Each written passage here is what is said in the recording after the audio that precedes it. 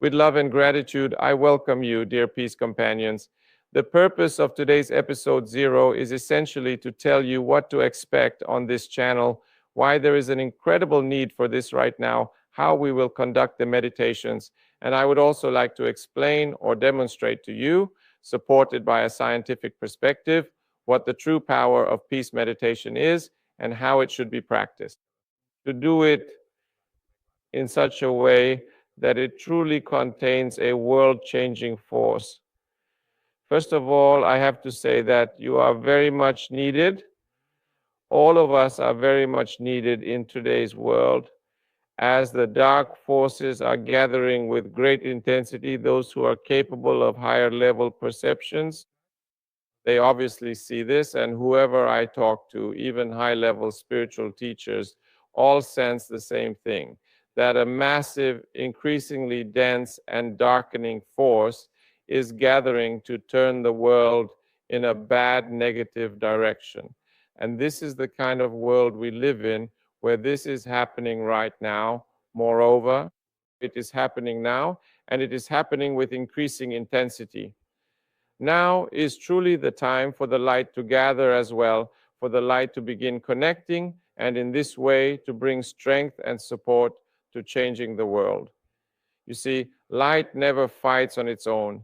It simply exists, shining quietly.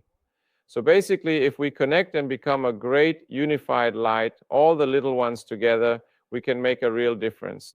A small beam of light. Imagine yourself as a candle flame. If there are many of us and all those candle flames connect, then they merge into a tremendous source of light. And where there is light, darkness cannot penetrate. So our only goal is to radiate the light outward. I invite you to this noble mission. But how will this actually take place? And also, where did this all begin? Several months ago, actually, I think about 5 or 6 months ago, a higher calling first came to me during meditation, suggesting that we should do a peace meditation, but not the kind that just happens occasionally or leaves it up to each person to do it if they feel like it, but one that we truly do together as a group every single day, consistently and intensely. And then for months, for about 3 months, I kept pushing away this mission that was coming from above, thinking, why me? There are so many, many, many more advanced spiritual teachers out there. Surely they also sense how serious the situation is in the world, and they'll do it. So for a while, I kept suppressing this matter, but the voice just kept coming during meditation, telling me, you have to do it, come on, there's no more time, etc., etc. And then at one point I finally gave in and said, okay, I'll do it, but how? I felt that I wasn't enough on my own for this, that it would take connecting many spiritual teachers for it to work well. I already sensed that back then, but I couldn't even imagine how. So I went on a retreat where, together with 8 wonderful companions, we spent a week rising together in the forest. And at this truly groundbreaking and very successful retreat, Spitzer Gyongyi, also known as Soma Mamageza, and Yosef Murani, nicknamed Muni, were both present. I have great respect for both of them. They are both spiritual teachers of great purity. During the retreat, in one of my meditations, the way to do this came to me, and that's what I'm going to talk about today. So during the retreat, at the end of the retreat, I told Yungi and Muni about this and asked if they would like to join, and they immediately agreed. So by the end of August, when I had this retreat, there were already 3 of us on this mission, and then we started looking for and inviting others. The big surprise was that everyone I spoke to, no matter which spiritual teacher it was, agreed that the best era is coming, because now there's a great need for this. And thank God the current team came together quickly, because what came from above when I asked how I should do this if I accept the mission was that it should be 7 days. And on each of the 7 days, a different spiritual teacher should lead the meditation. So basically, the task was to gather 7 teachers for the 7 days. And so every day at the same time, we will meditate on each day of the week. All the meditations will start at 8:22 every day here on this channel, Always Live. And the meditation will last about 30 minutes, of which about 5 minutes will be the knowledge sharing segment, where the teacher leading that day's session will explain what is needed for their meditation, what to pay attention to, how to prepare, or which techniques are advisable to use to make it successful. After that, there will be a 20 to 25-minute peace meditation led by the respective teacher. I ask the participating spiritual teachers to ensure that this channel remains completely pure and selfless, so no one comes to this channel to, for example, promote themselves, to market themselves, or anything like that. Instead, I asked every teacher that these 30 minutes should be 100% about the peace meditation. Of course, I also asked them that if there is any additional information related to the meditation that can be accessed for free, they should put it in the text section below the video. And naturally, the spiritual teachers can also include information about themselves in the text section under the video, because it's possible that, for example, you like that teacher's knowledge or abilities, and maybe you'd like to connect with them. Then you can do so, and you can grow together in the future. This opportunity is available. But the meditation itself, the live stream meditation, will be only about peace. Every spiritual teacher is joining this initiative with completely selfless and pure intentions. And the starting team has already come together, because we're going to begin like this. So it's very important that the first meditation will be on November 3rd, 2024 at 8:22 p.m., and I will be leading the first meditation. The others asked me, as the creator of this initiative, to start the opening meditation. So I would like to ask you, if you have the time and feel like it, to join us on Sunday, November 3rd at 8:22 p.m., and let's meditate together. And from then on, there will be meditation every day. Not a single session will be skipped, I hope, for as long as it is needed or until the end of time. The dark forces are gathering terribly. Right now, the gathering of these dark forces is so strong and so intense that there is a very real chance of a third world war breaking out, and it could happen very soon in the near future if someone cannot.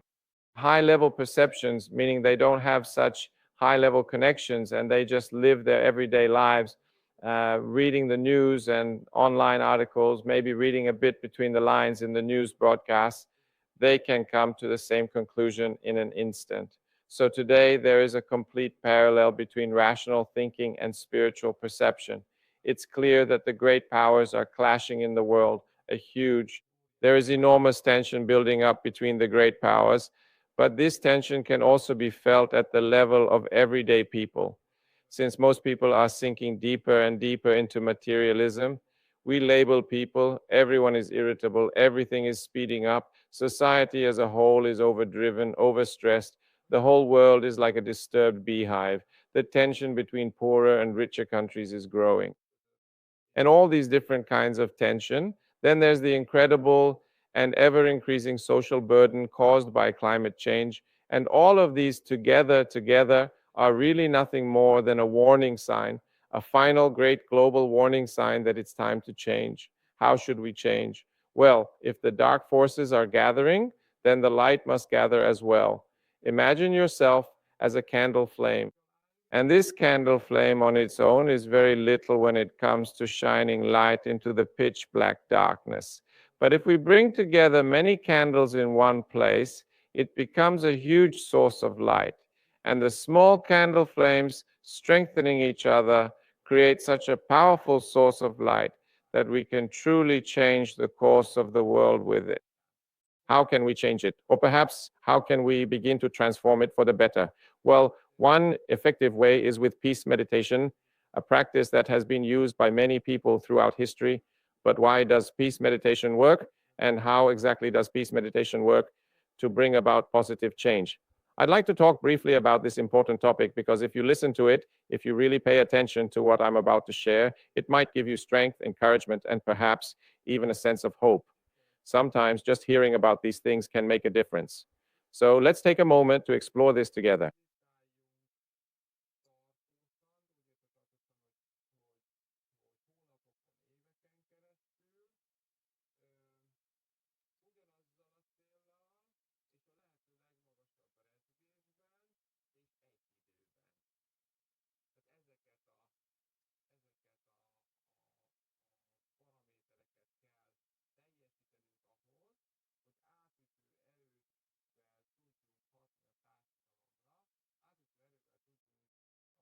to shape our future. And instead of a dark, even war-torn future alternative, we can create a more peaceful and much happier world. To help you truly believe just how possible this really is, I'd like to share a few examples. In Dr. Joe Dispenza's book, Becoming Supernatural, he carefully collected 23 scientific articles in total, where group peace meditations were systematically analyzed and thoroughly examined with scientific precision. For example, notably between 1983 and 1985, they brought together approximately 8,000 meditators almost continuously during these years in the United States as well. As a result, terrorism worldwide decreased by 71% during those years. Or, for example, in India, they brought together 7,000 peace meditators between 1987 and 1990. And strangely enough, it was during those years that the Cold War ended, and it was in those years that the Berlin Wall fell. It was during those significant years that the Iran-Iraq war finally ended, and the wars in South Africa also shrank significantly, almost completely disappearing from the global stage. So as a result of these important changes, an incredible leap occurred in the overall level of world peace. This was essentially a direct consequence of these events.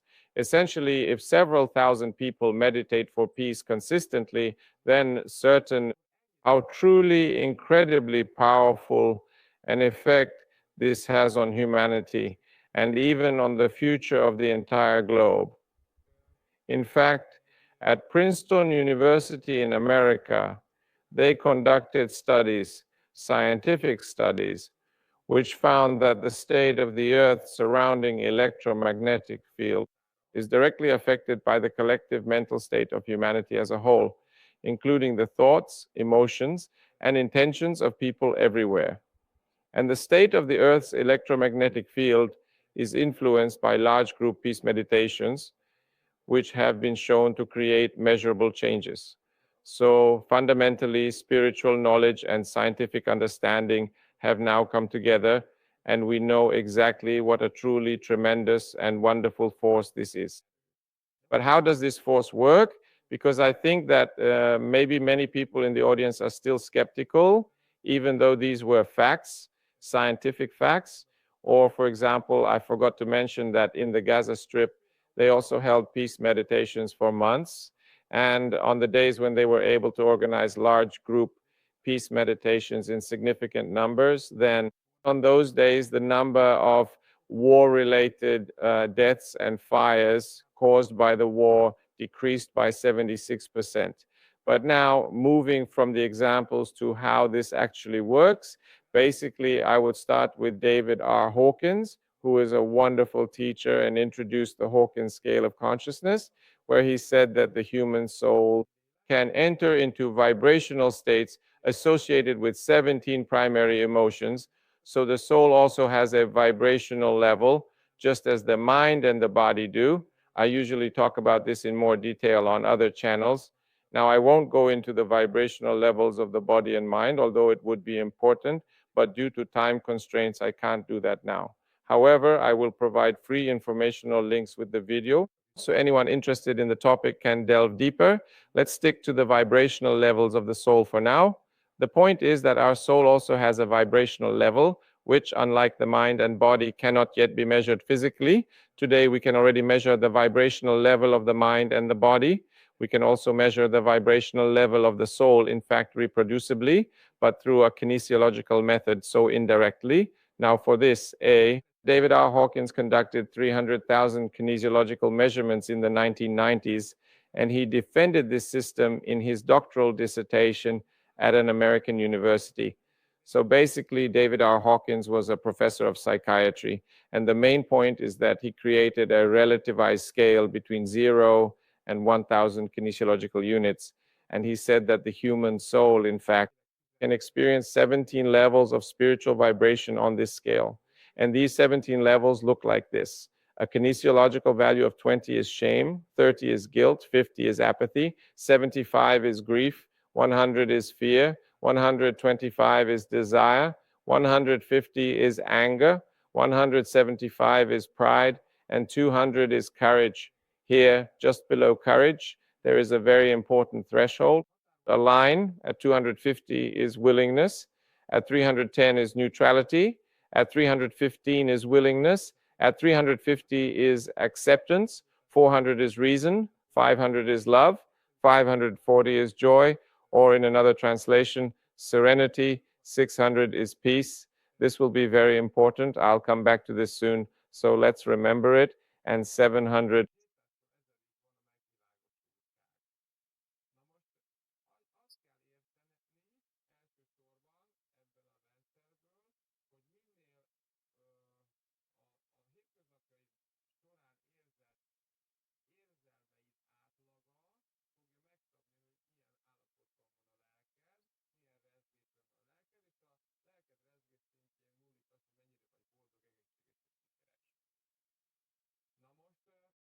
So it really matters what you feel. It really matters which emotions you strengthen within yourself and which ones you weaken.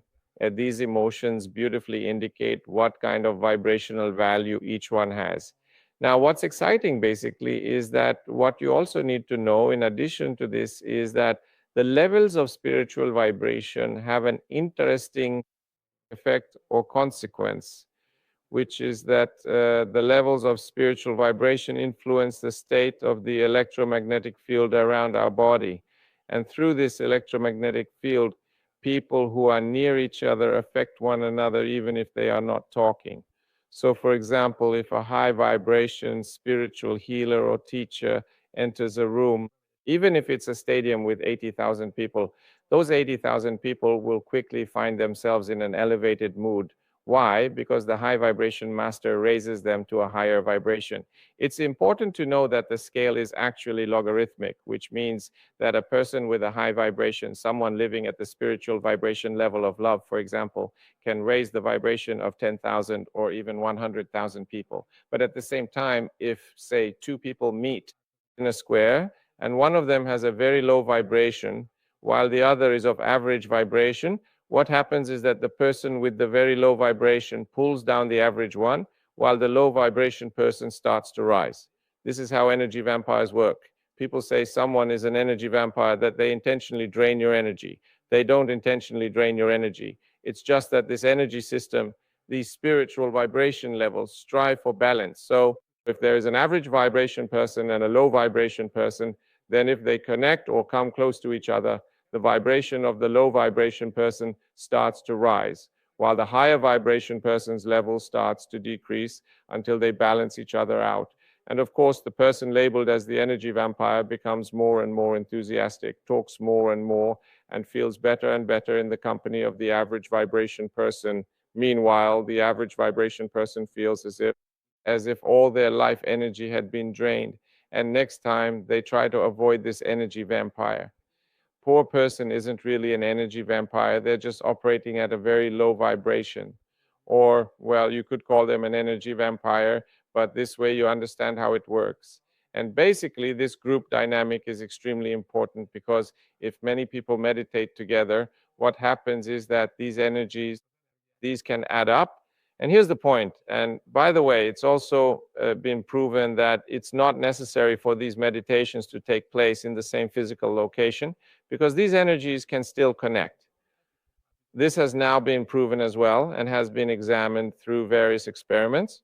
For example, they did one where they sat a few people facing each other at a distance from each other.